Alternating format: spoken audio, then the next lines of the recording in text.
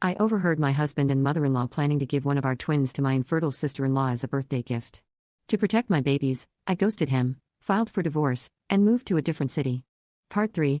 I have no idea what they talked about, but Mike came back home telling me how he had ended up apologizing to Kayla since she was really hurt about everything. He recounted how Kayla had shared the emotional toll of her struggles, detailing the countless medical tests and sleepless nights spent in tears for years.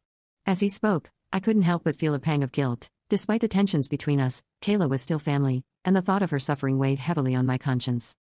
I realized that beneath the facade of resentment and animosity, there was a woman who was hurting and in need of compassion. Mike told me how I should reach out to her, and I agreed.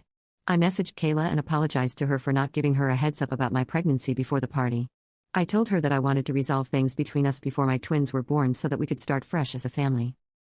To my surprise, Kayla responded with unexpected warmth and understanding. She thanked me for reaching out and acknowledged her own role in the strained relationship between us. She expressed her genuine happiness for my pregnancy and reassured me that she wanted nothing more than to mend our relationship and be supportive during this special time.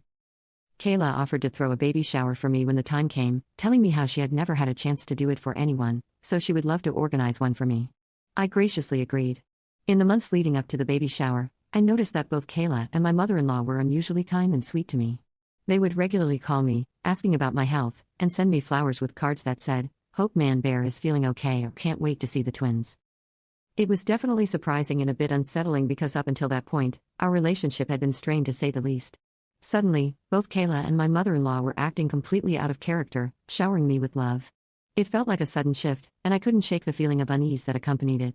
However, I thought maybe they were making an effort to mend things between us before the twins were born. I never imagined there could be anything sinister behind it.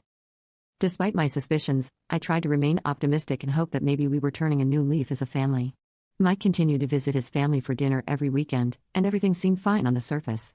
On the day of my baby shower, I was surprised to see that Kayla had actually listened to all my suggestions and kept them in mind while organizing the event. The event was everything I had hoped for and more, with friends and family gathered to celebrate the imminent arrival of our twins. Unlike typical baby showers, the men of the family were invited to the event also. Phil had brought multiple gifts for the twins. We were all having a lot of fun and playing baby shower games throughout the afternoon. Kayla was polite while engaging with the guests and ensuring that everything ran smoothly. During the middle of one of our games, I had to excuse myself to go to the washroom. After I finished, I was just coming out of the washroom when I heard my husband and Mill furiously arguing in the hallway in hushed tones. Curiosity piqued, I paused for a moment, straining to hear their words. They didn't know I was listening. At first, I thought it was just innocent chatter, maybe about baby names or nursery decor. But as I listened closer, my heart sank.